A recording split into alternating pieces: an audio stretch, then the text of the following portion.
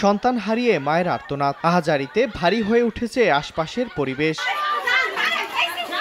মুন্সিগঞ্জের টঙ্গীবাড়ি উপজেলার বেতকা এলাকার মাদ্রাসা থেকে পায়ে হেঁটে বাড়ি ফিরছিল স্থানীয় আলমগীর শেখের মেয়ে আরবি ইসলাম। এ সময় বেপরোয়া গতির ঢাকা থেকে বেতকাগামী এসএস পরিবহনের একটি বাস উল্টো পথে এসে শিশুটিকে চাপা দেয়। এতে ঘটনাস্থলেই তার মৃত্যু হয়। খবর ছড়িয়ে পড়লে ক্ষুব্ধ জনতা বাসটিতে আগুন ধরিয়ে দেয়। আমার মেয়ে গেছে আমার এক বড় ভাই আনতে, আইসা পড়ছে বাড়ির কোনার গেটের সামনে, ওই বাসের লগে কাপড় লাগিয়া বলে বাস শেষরায় লয়ে গেছে। মর্মান্তিক একটা দুর্ঘটনা ঘটছে।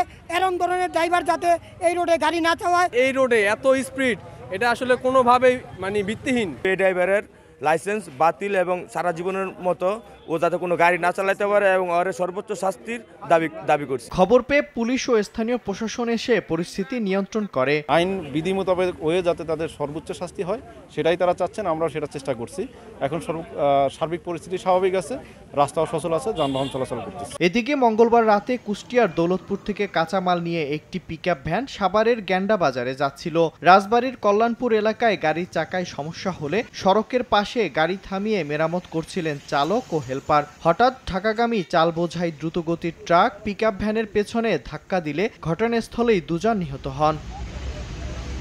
মিরন আহমেদ, সময় সংবাদ।